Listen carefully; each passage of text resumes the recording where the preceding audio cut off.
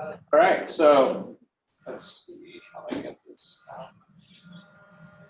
All right, so Stephanie Soriano will be joining us later, but so we'll go ahead and start off. So actually, we have our first, we are our one in-person panelist on there, so we'll have your seat of honor over here. All right, thank you. Great to have you over here. So as you saw on there, so Sina just recently graduated with a BA in psychology, BS in information technology, and he was also a member of the 2016 Interdisciplinary Research Learning Committee, which is kind of a precursor to this summer program that you're all in, so we're glad to have him. Christopher Mcmahon up in the top left corner is alum. He had a BA in history. He's now pursuing a PhD in history at UC Santa Barbara, and he was part of the inaugural Interdisciplinary Research Learning Committee way back in 2015. And then Diane is joining us from the University of Iowa, where she is currently pursuing a PhD in American Studies. She is towards the end of her program. She's what we consider ABD. The acronym stands for all but dissertation, so she's almost there. Almost there on that. And prior to being at the University of Iowa, she has a master's degree from Cal State Fullerton in American Studies. So please join me in welcoming our alum presenters today. All right. Oh, and there's Stephanie. Hi, Stephanie. How are you? Let's see. So we have on there. All right. So. All right. And so. Okay, so Stephanie, hold on. Before I kind of do all stuff, do you have the sheet? Can you hear us, Stephanie? Yeah, I can hear you guys. All right, we can hear you. And let's just check in this order. Diane, can you hear us loud and clear? Fine. Okay, and we can hear you. All right, Diane, so you're a little on the lower end. I don't know if your microphone. I can put my earphones on. Can you hear me at all now?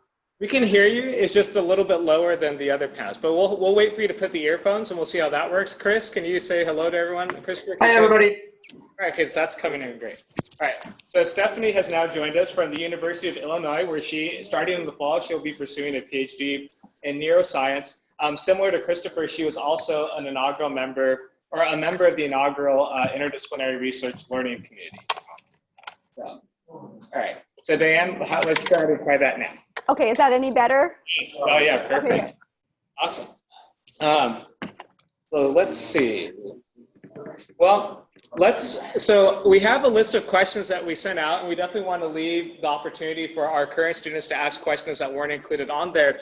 But if we can actually just kind of start off, because we have a wealth or a diversity of disciplines that are represented both in the audience, but also with our panelists out here. So if we can kind of just take time to kind of decide, like for all of you, how did you decide on graduate school? Like, when did that come into play where you decided that graduate school was something that you wanted to pursue? And just go ahead and let me know who wants to take the lead, and I can kind of format the video to showcase.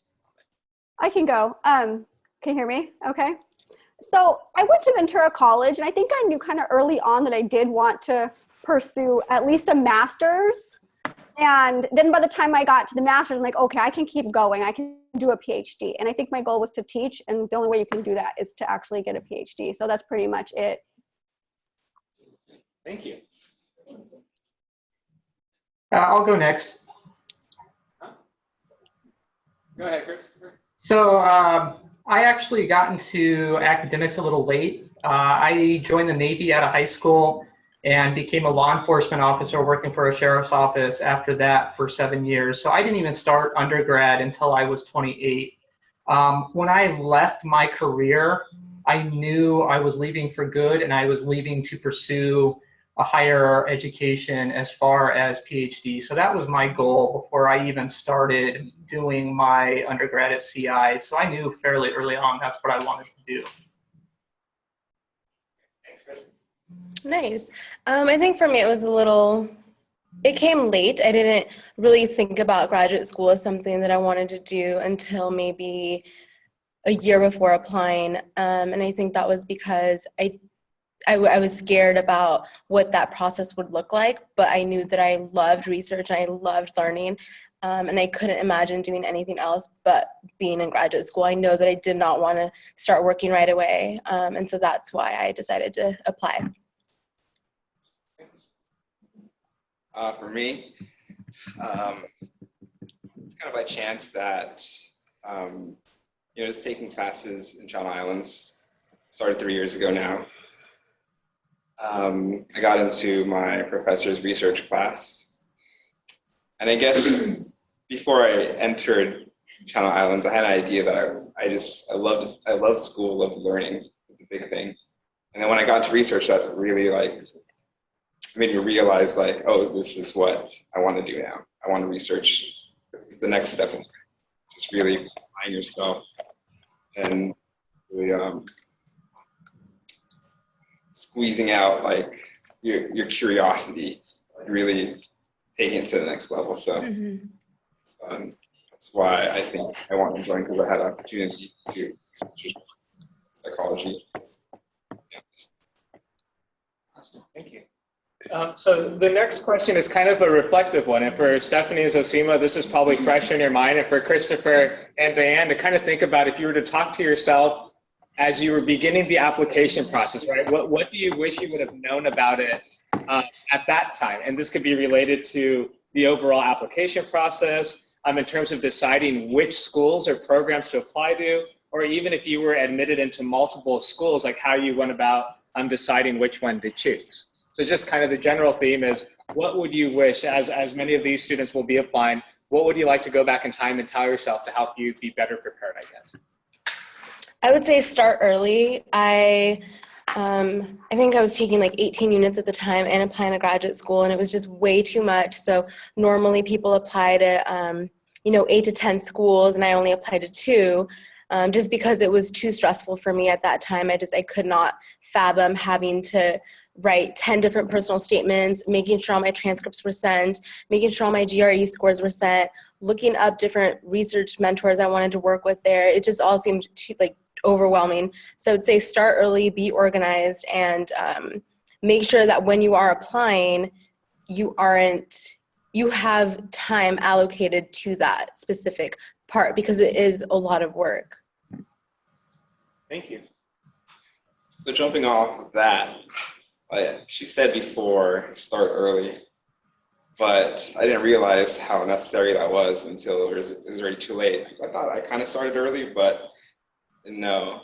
I think one big thing is that I would give advice if I had talked to myself back then. I would just try and do one application right away. Whatever it is, just do one, because I realized late, a couple weeks before the applications were due, that not only do you have to write a personal statement, you have to write a personal history statement. That's what killed me, because I've never been so stressed out in my life those 2 weeks having to write another paper, because it took me a month and a half to write my personal statement. I thought, oh, okay, that's what I did. I read all the grad school guides. Okay, you don't need a personal statement. Some schools you need a personal history statement, which is a separate thing about. They kind of want, grad schools are now pushing they want to know more about your background, who you are. So that one's more very personal. You have to tell a story about yourself. The personal statement is more your academics, your reward, your accolades and things like that. So I would just try and apply, or just try and see what you need to exactly apply for immediately. And another thing is, I was also doing it during school. I thought I was prepared. But I also applied the 12 programs, and I think I would recommend that to you guys. So you have to kind of play the numbers game. Yeah. It's if the program has 8% chance to get in, you need to try to apply that many programs. 10% chance, try to apply to 10 programs, right? That's basic probabilities of it. I think my program was 8% chance, and I applied to 12, and I got into 1 or 2. So just a statistic. And the one last thing very important is, yes. So if you know the topic, because research is very narrow once you get into the PhD level. So once you know your topic, look at professors that are doing exactly your topic and email them a year. Okay, this is crazy, but you have to email them a year to 8 months in advance and say hello, professor from your, because all their information's out there. So their papers are out there. I'm interested in, maybe you read a paper and you're like, oh, this is interesting. Take note of that. And email them, say you're interested in their research, say that you can, because every program, each level, when you're applying to, and I didn't know this, they are looking to see if you've already talked to the professor. And on all my applications, I did not. I had to say, no, I did not previously, and that puts you a foot down already. So know what you want to study. You have to email the professor that you think would be a good fit already for you in that topic language that you're interested in. So, I wish I told myself that before I applied. Yeah, can I jump in? Yeah, exactly. I just wanted to add like the statement of purposes. You're going to be doing more than one draft, so allow the time to like perfect it and have a mentor or somebody look at it. Know what you're going to be studying, exactly what he just said.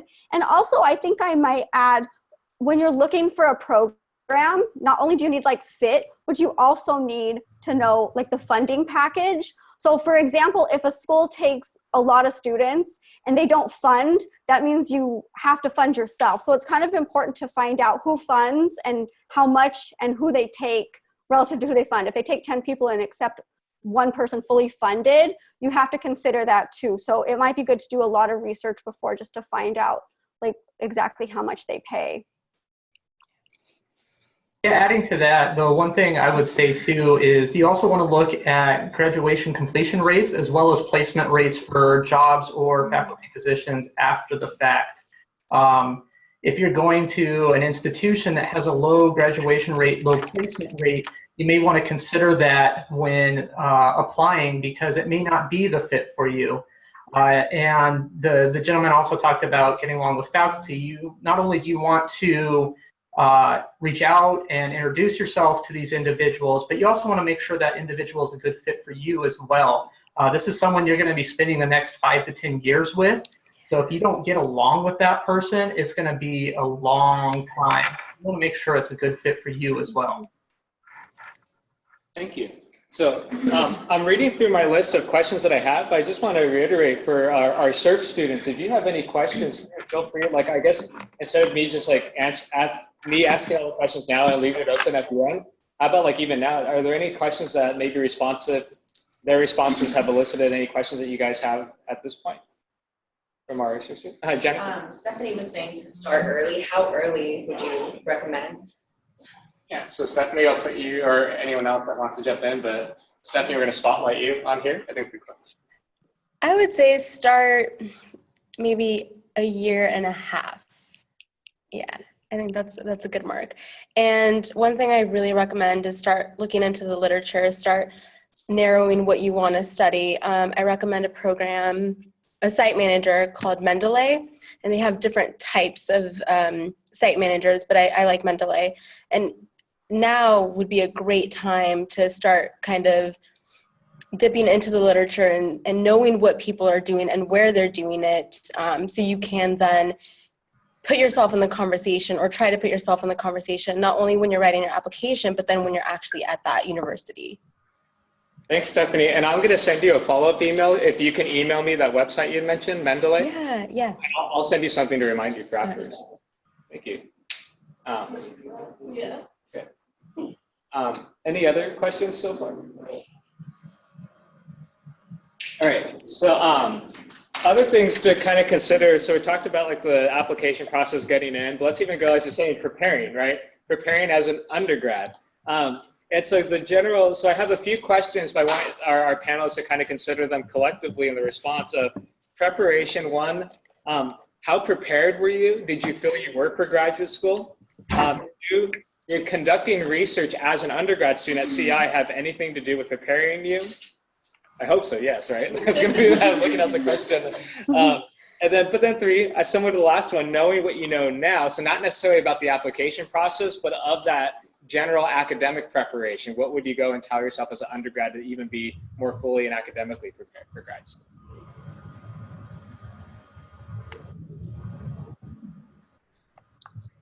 And please let me know if you need me to repeat or reword or anything along those lines too. Yeah, there's a lot bundled in there, Louise. Yeah, so I mean, Yeah, no, I know I had well, I was thinking instead of doing like 25 questions, like just to kind of bundle some of them. So I guess on here, so I, g- I don't know, I guess honestly speaking, because like, for example, for Christopher and Diane, you're now a couple of years into your program. And my assumption is that you've experienced a lot of growth and development as scholars. Stephanie and Zosismo, you're going to experience that as well. And so part of that is thinking about like, well, I even think about like my own grad experience, and I felt like I was underprepared compared to people that I started off with. Like people that came from other institutions, I kind of felt sometimes like as an outsider that wasn't as prepared. Um, and so part of that, I could think about like my own undergrad experience. What would I have done to even kind of hit the ground running a little bit quicker? So I don't know if anyone has an experience to share with that, or even I guess for Stephanie and Zosisma, as you're starting, how prepared do you feel? And I guess along those lines to share those insights. I think I'm fortunate in the fact that right now I am in a summer pre-doctoral institute program. So I can I have some time to not only get used to a large campus that has 60,000 students compared to tiny CI. When I started there, they only had 2,000. And also the amount of different lab techniques that I've learned here in the course of a month is insane. And I do feel prepared in the sense that I think as long as you're curious and you are willing to work hard in research, and I can only speak, in the laboratory setting, I don't know anything else, I think you're gonna do fine. But, so I feel like CI did prepare me in that sense. I am in a lab with people who are all from Asia. I think I'm the only Mexican in the neuroscience program here. And I am the only Mexican in the building, like all the time. So I think that's the part that's taking some time to get used to it. I am from Newbury Park, and I'm used to, predominantly white environment. That's fine. But I think it's a lot different here. And I think that that's more of where, I guess, imposter syndrome comes in. Thank you. Well, I'm going to jump off with what Stephanie's talking about with the imposter syndrome. I know during our orientation here, they talked about it, and it's something, just talking with my peers, that it seems like most of the graduate students that are incoming experience. Your first year of graduate study is sink or swim. You get thrown into the deep end, and if you don't make it, you don't make it. And there comes a time, I think, in every first years where you feel like you're unprepared. You just don't measure up to your peers. And as you progress, I think that slowly transitions to recognizing that everybody has their own strengths, and you bring something unique to the program. And if the faculty and the department didn't believe in you, you wouldn't have been there in the first place. So you just have to realize that there's more to this, and put your doubt aside and focus on the research and your studies and what you came there to do in the first place. I agree. I think everybody their first semester kind of feels like they feel like they don't know what's going on, or they're not prepared, and I think it's totally normal. You'll just go with it and ride the wave and be fine. When I went into my program in American Studies, I came in with political science undergrad, and so I had none of the literature that they have a canon of American Studies text read. I had nothing. So I came in feeling already like way behind, because the people who came in as undergrads had already read all the material. So I felt really dumb, and it took like a whole year until I felt like okay. And that was in the master's. So I mean, I think my master's actually prepared me for the PhD, because if I had been thrown into the PhD with the teaching load that I have, I may have been just completely terrified. Thank you. I'll add. Well, I'm going to start in Irvine, moving in on August 26th. And I think doing research with my professor, she set up an environment where it mimicked her research environment. And I think I'm ready for that kind of environment, but we'll see when I get to Irvine and what kind of research or how they conduct research. So I'm not quite sure yet, but what your program will do, hopefully, if they're a good program, they'll give you steps to take beforehand, before you get into the program. So I've gotten many emails onto what I need to do to prepare myself for the fall semester. So your program will help you in coming, and you can rely on them because they want you to succeed. So we had a question from the crowd, so hold on. So, go ahead, Dylan. Yeah, so for Diane, you had mentioned that you were political science for your undergrad and then American studies. And when I've looked at like potential programs that seem to fit more in what like my emphasis I think would be, it seems to shift away from what I feel like my bachelor's would be. Yeah. So I just wanted to maybe hear some more of your insight of that like transition for you.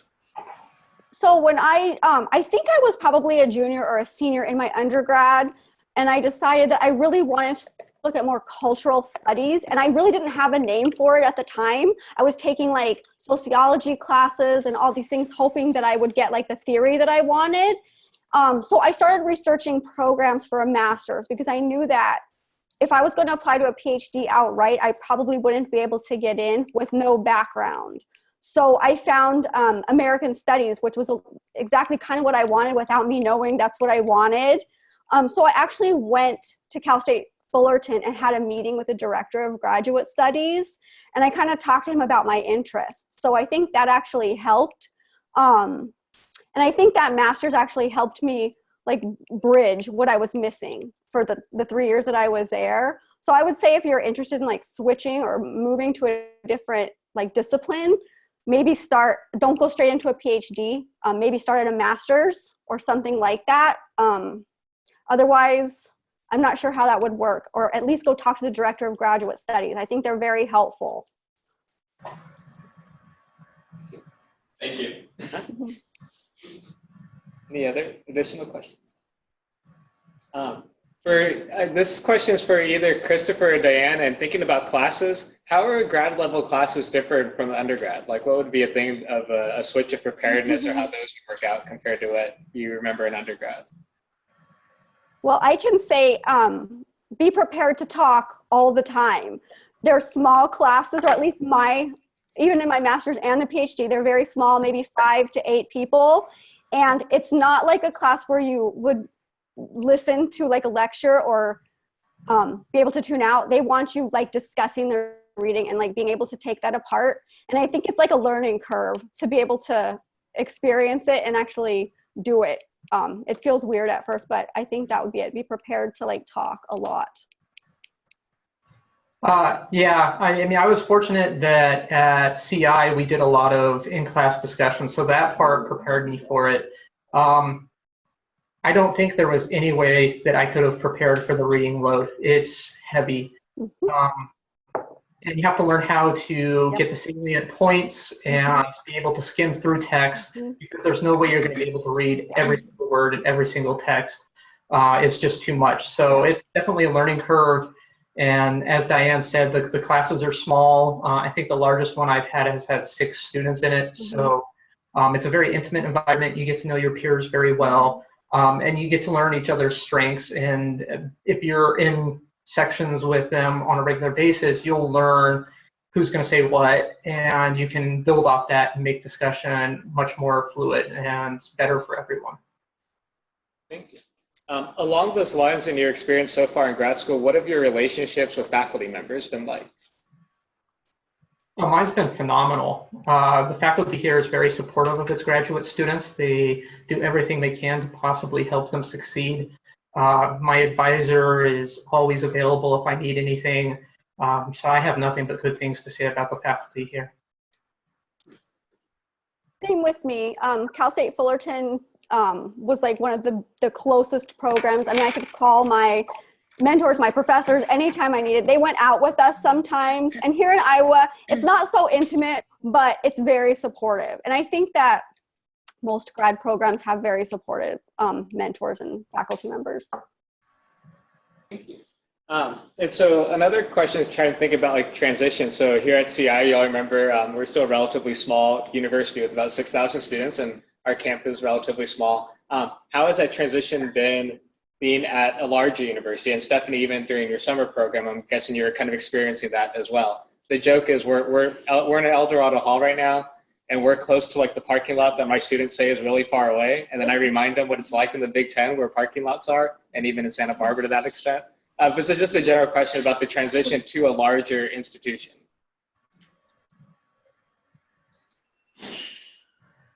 So I guess I'll start.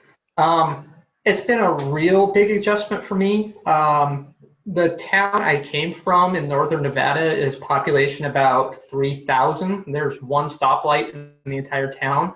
So moving to California was a big adjustment to begin with. CI was already about 3 times the size of the junior college I went to. So coming to UCSB was, I mean, it's huge. The population of the university is 10 times the town I came from. I was a little late getting to this conference because the class I led my discussion section for was across the university. It took me 15 minutes to walk from across the university back to my office to set up for this. So it's interesting, definitely adjusting to a bigger environment.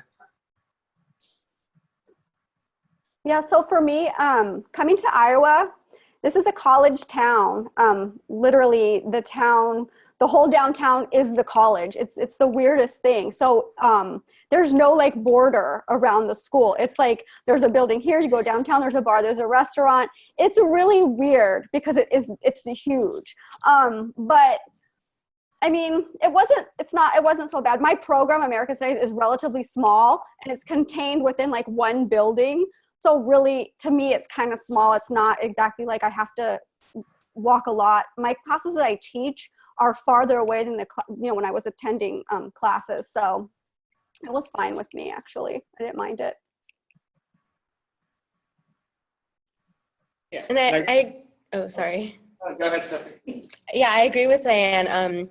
The University of Illinois is humongous, but it's also a huge, it's a college town here. So the university is everything. And it's huge, but you usually spend your time in one particular area and that's about it. So kind of get used to that.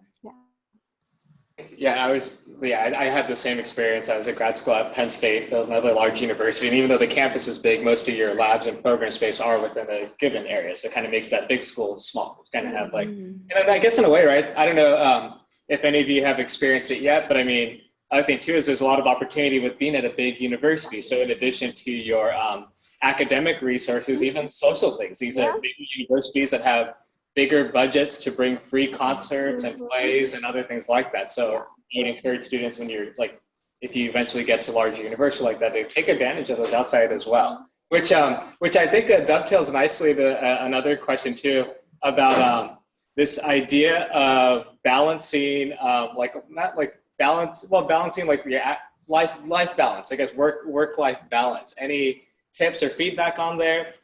Stephanie and Zosima, even for you all, like thinking about what strategies you're going to try to take in to maintain that balance of being like healthy, both health-wise, but then also like trying to navigate the busier workload as a student.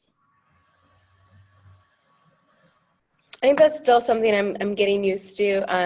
I spend like 50 hours a week in the lab, and I bought a summer fitness pass for the gym here because they have like every class you could possibly imagine. And I've gone to one class just because I'm still trying to figure out how to maybe like leave lab a little earlier or not feel guilty for wanting to do other things besides, reading up on the literature or whatever. So I think that still for me is a process.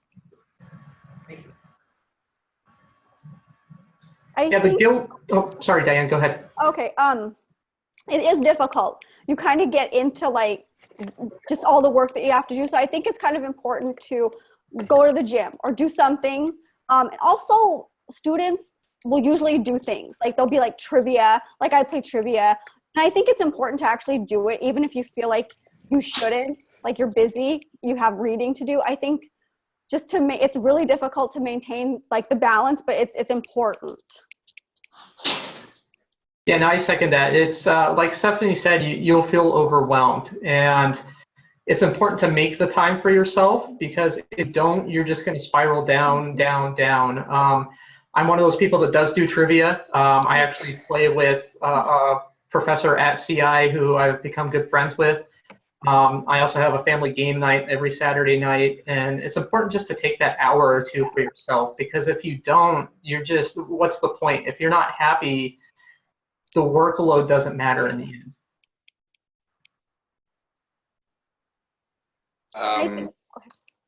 For me, I don't have to really go.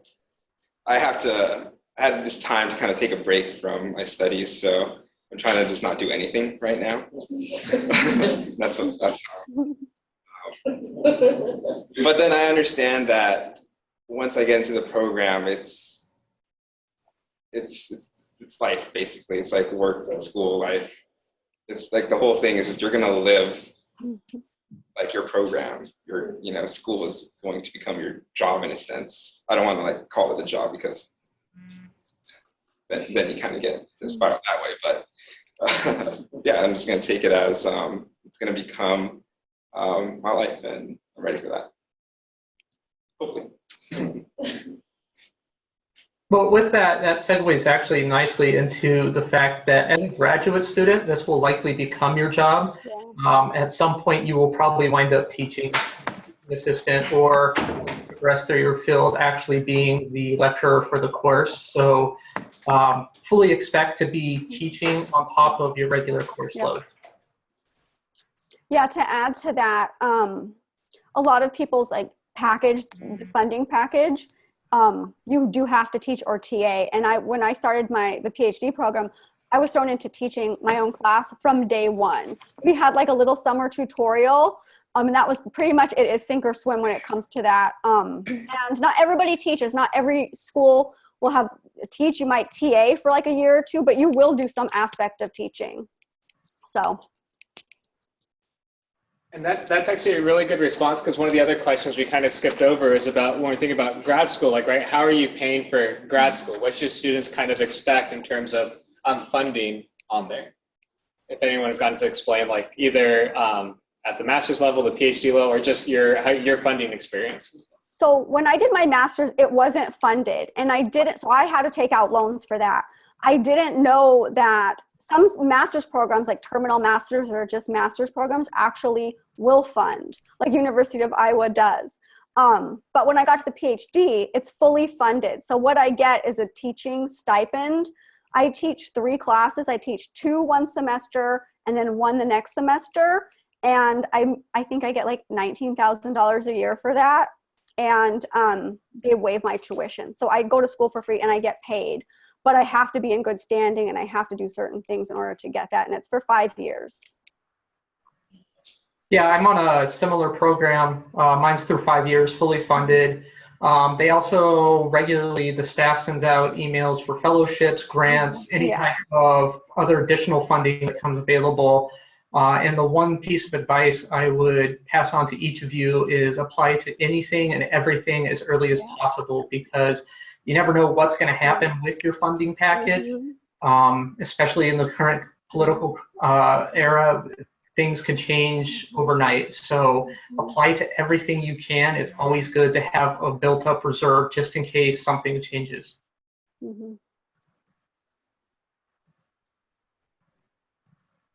Oh, okay. So if you go into your interviews, if you get accepted into an interview into your program, they will 100% tell you all the funding upright. They're not gonna, leave anything hidden for my UC or my program. Similar package with them. I think it was, so the tuition is waived. Then you get insurance for me. And so I have to sign up for a TA. I have to be a TA for I think at least 4 units. Or I'm sorry, quarter. That's the core system now in Irvine. And and then I get you get like a TA awardship. And that'll, I don't know yet the living costs because I haven't lived there yet, but I shouldn't have to take out too many loans. But they said that they guaranteed that for the next 5 years. Hopefully I don't have to take out too many loans. And I'm on a fellowship, so I don't have to teach at all for the first 2 years, and then I'll probably have to teach after that at least one course. But I would say apply to the NSF grant, just start looking at fellowships, start looking at scholarships, because because I'm on a fellowship, it means I have a lot of freedom with what I want to do. So my PI, or the principal investigator in the lab, he's not paying for my salary. I'm technically paying for it. So it makes it better because I feel like I can have a little more freedom since it's not coming from him at all. And I mean, it makes me a more, I guess, attractive applicant or person to have in the lab because he's basically getting free work.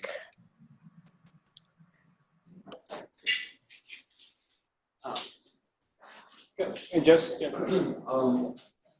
just hearing the part about teaching from the 2 masters. And I'm wondering if that's like an obligation, or is that more of just to finance yourself as your program? Yeah, so Diana and Christopher, I don't know if you heard the question. It was just kind of, is teaching an obligation of being part of the graduate program, or is that just being done to supplement or to fund your program? So for me, it's actually part of my package. So if I don't teach, I don't get paid, but I don't get my in-state tuition waived. So if I stop teaching, I would have to either pay for my classes, which I don't take anymore, but I would still have to pay something. And then so yeah, it's kind of an obligation, but you don't have to do it. I know somebody came in, they didn't get funded, and they had to like look for grader jobs or whatever, like being a grader or some other researcher. So for my program, and I think everybody who comes in for the most part, you're kind of expected to do it. Yeah, same here. It's part of my funding package, so I'm expected to do it. I would also do it if it wasn't part of it, just because my end goal is to be a professor, and at this rate, you get the in-class experience, you start learning those techniques and the skills that you need to succeed there. And you'll generally find those that have the years of teaching experience behind them as TAs, as lecturers, as a graduate student, tend to do better in interviews and get jobs above those who don't participate in such activities while they're in grad school. That you're also able to be a research assistant and as an alternative to a teaching assistant. Yeah, so some undergraduate program. Yeah, so the question is a research assistantship also an opportunity that's offered at different graduate programs? Maybe not. No, I didn't, like, I mean, it is, I mean, yeah, it varies. At least that was my experience on there, that programs do offer both teaching assistants and research assistantships. Maybe that varies from one year, that 1 year you're a teaching assistant, maybe the next year you switch over to RA. Part of that depends on the funding, that if faculty have grants that can fund graduate students to be research assistants, they can do that. And then if that funding's not available, then that income comes from teaching, as some of our panelists have explained. So it varies from school to school. I would say, I would agree that it varies. I can't speak on all the other programs, but I mean, I think the message that I would get is even like my program that was very research heavy, that the expectation is that a graduate student, you would at least teach 1 or 2 classes by the time you completed your program. I would also add to that, it varies by field. Within history, there are no research assistants. It just doesn't exist. So you're either going to TA or you're going to be on fellowship or pay for yourself. Yeah, same with American Studies. Do we have any other questions that people are thinking? So I just want to reiterate too, like, I mean, again, these are just such great resources to have, because even when for our current CI students, even when you talk to your faculty members here at CI, keep in mind that we're now kind of, at least even for me, like I started grad school in 2008. Well, that's, in my mind, I'm like, oh, that was just like last year. It's like, oh, no, we're 2017. I'm already like now like 9 years removed from like my personal statement and going through that process. And so I just can't reiterate enough how great of a resource it is to have these more recent students that it's fresher in their minds. And the changes, like the grad school application process is dynamic. It changes over time. So again, always feel free to contact faculty, but really like these are really the great resources to have. So I really want to encourage any other questions that you might have. To kind of speak now, well, not speak now forever, hold your peace, because we can also get you, hopefully our panels will allow us to share your emails and maybe allow students to contact you individually as well. Sure. Casey. What are the living situations like? Living situations, finding housing, good. That's a good question because that probably varies from city and stuff. So in Iowa, when we were looking for a place to rent, we had a hard time here because we have 2 cats. So a lot of places here did not allow cats, and they still don't. So I live on actually it's university housing for graduate students, and it's a little more expensive, unfortunately. And I think that's something I have in my notes to take into consideration when you're applying and being accepted into a certain program is the cost of living. So you know that you're going to have a certain amount of money available for your package. But if you're living in New York, let's say, it's not going to go as far as it does in Iowa. So that might be something to consider, how far your money is going to go and how much the cost of living is at each place. I think rents here are relatively cheap and they're going up. But if I were to live in New York, I'd have to get another job or something. So yeah.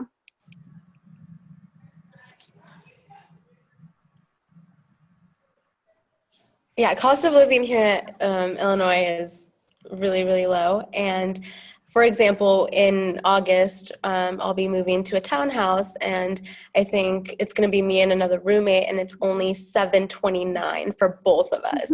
And that is insane. So amazing. Granite countertops and all, right?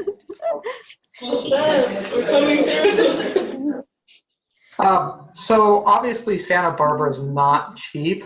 Most of the graduate students here wind up getting a roommate with 1 or 2 other people. They do offer graduate student housing, they offer graduate family housing. So if you are married, if you have children, a family, they do offer housing for that. It's more affordable than the outside area, but you're also getting what you pay for. Me personally, I actually live with my dad in Oxnard because that's way cheaper than trying to live up here in Santa Barbara.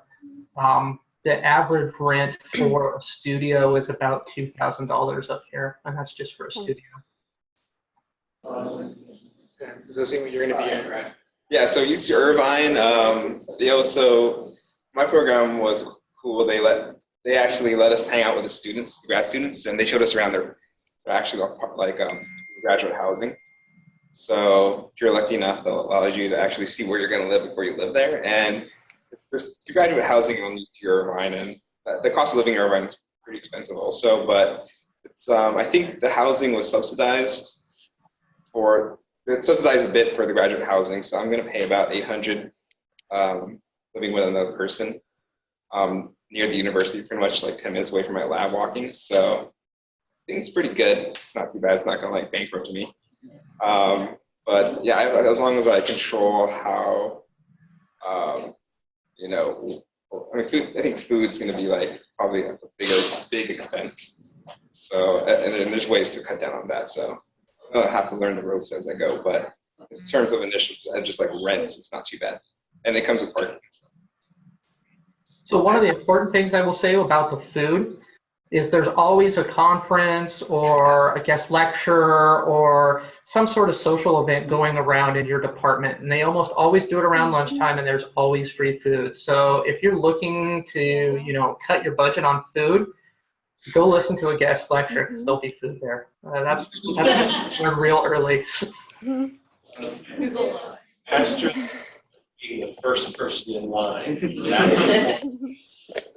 Don't stand back and wait because there won't be anything left. Number one. So I know each of you had choices Stephanie in particular, I know really was a torturous process of choosing where you were going to go.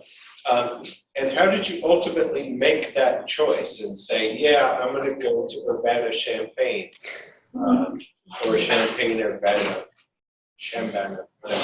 You know, how did you choose? I think funding was a big part, but actually more than that, I would say the research. I really wasn't interested in much of the research going on at UCSB in the neuroscience department. So UCSB also doesn't have a medical school, so a lot of their research was more basic and not very translational, or it didn't have like a direct application, and I really wanted that. And here at Illinois, we have a medical school, and so a lot of their work is going to, I don't know, it seemed like a better fit for me. So I think funding, but then more than that, research really.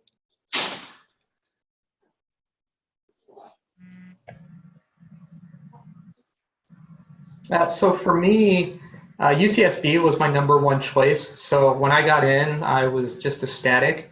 The reason I chose it, not only because it was my top choice, they did offer a funding package, which was a big deal.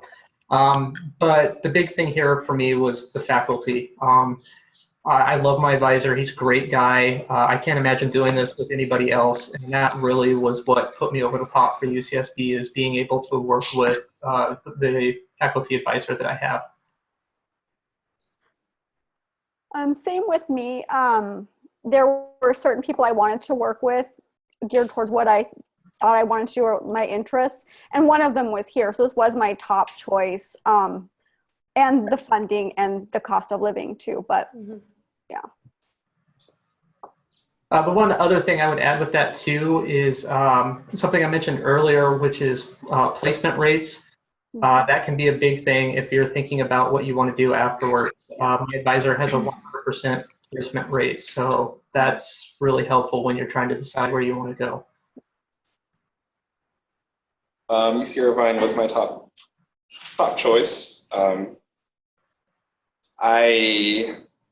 When you look for your programs, you have to do your own research on what research you want to research, right? That's all research there.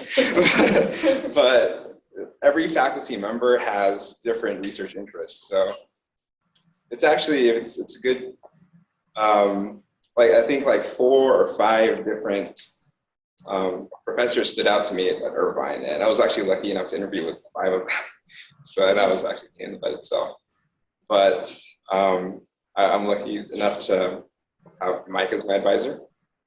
His current research is in virtual reality, like cognitive neuroscience behind that. So that's what I wanted to do, and lucky enough to be able to fit in their lab. Yeah, I think Irvine was a good fit for me. Yeah, really, you really do have to look out there though, because there's a lot of programs out there. Just Google search. I have a question from Tyler. So when you guys were deciding on what you wanted to research and how you wanted to go about that, how did you actually go from like a vague idea of, like Stephanie said, like you want to do research in neuroscience. How did you go from that to something more specific? And like, did you talk to professors? Did you talk to graduate students? And how did you kind of find the right people to, I guess, point you in the direction that you felt that you wanted to go? Was everyone able to hear the question? All right, awesome. For me, I think when I went into the master's program at Fullerton, I kind of wanted to look at just theory. That's all I wanted to do is theory. But when I got there and I started taking classes, I started studying public memory. So when I did start looking at the built environment in public memory, that kind of informed like my interest to start looking for people who do the same things I did. So I started reading like literature. You write papers on the topic and you start learning who's who, and you'll start doing like research on professors. And I actually wrote to somebody here about that because we did really similar work in the built environment. So I think for me, it took the master's degree for me to actually know, just basically because I didn't have anything going in with poli-sci. I thought I was just going to study theory. So it actually took the master's to allow me to actually have something to be interested in. So I think everyone has their own path, right? So it's obvious, but it's hard to generalize it. Now, for me, I can tell you that I came in Channel Islands 3 years ago as strictly an IT major. I thought I wanted to work as an IT administrator, but I actually got an opportunity through one of the professors here to actually work in that position. I decided no, and working was actually like doing a job that was in my field. Made me realize that it's something I didn't want to do. So it's really just life experience, and then just happenstance of taking some psychology classes and having technology has always been a large interest in my life.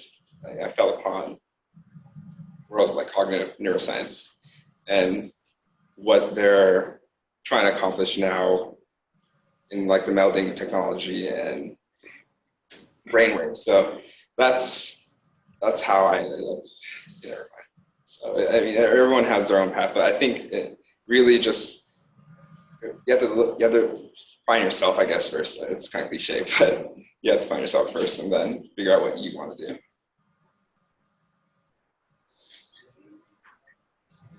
On our end, we're required to take at least one research seminar each year. And a lot of the faculty here say to use that as your opportunity before you set out and get fully involved in the dissertation process to explore different ideas you're interested in. And once you find that idea, then you can expand upon it further. But they really encourage you to branch out, look at stuff you wouldn't normally necessarily consider, and use it as an opportunity to explore different ideas going through your head. So once you get to the dissertation, you're firmly committed and know it's something that you want to devote your time to. Jumping off, oh, go ahead. Okay, yeah. Just another thing is that you're going to be applying to, say, 8 to 12 programs in PhD level. And there's going to be a lot of different like faculty and characters. Like, you know, each person's a character. So it's going to be, it's going to be flexible in a sense in that if you have some general interests, like you don't have to be, in a sense, you don't have to be exact in what you want to really study. You have to have a field, right? But they can accommodate. Like for me, they'll allow me to. I talked to the graduate students at Irvine. Many of them switch advisors in the first year. So it depends on the program again, but they can be flexible with your field of study. Yeah, and the program here for neuroscience, they actually don't recommend that you do rotations or that you explore, I guess. You really have to come in here and you're directly admitted into one particular lab. And if it ends up not working out, then you're more than welcome to change. But they really want you to come in here with a firm grasp on what you want to research for the next 6 years. And that for me was a little scary because I love everything. I want to study everything. It was just, I can't narrow it down. So with what this fellowship is allowing me to do is I have that freedom to say, no, I'm going to go ahead and do rotations and explore in that way. But it really isn't recommended at this institution, at least, because it is just so heavy on research. And you have these deadlines, like your first year project, and you have to have like your first committee meeting in October. And by doing rotations, it kind of delays that process. So something to look at too when you are applying. Does the school, and it even differs between programs. I know for molecular and cellular biology here, they actually make you do 3 rotations. But for the neuroscience program, they really recommend you to do a direct admit. So make sure you look at that too. Thank you. Well, thank you. And so we've kind of come to the end of the hour. So Jeff, so please join me in thanking our CI alum panel. Thank you so much for your insights. Yeah, thank you. thank you so much for your insight and words of wisdom. Enjoy the rest of your summer. Be productive. For Stephanie Zosimo, good luck with the first full semester this upcoming fall. And Christopher and Diane, thank you again, and continue to do well in your programs as well. All right, take care. Thank you, everyone. Okay, thank you. Bye. Bye.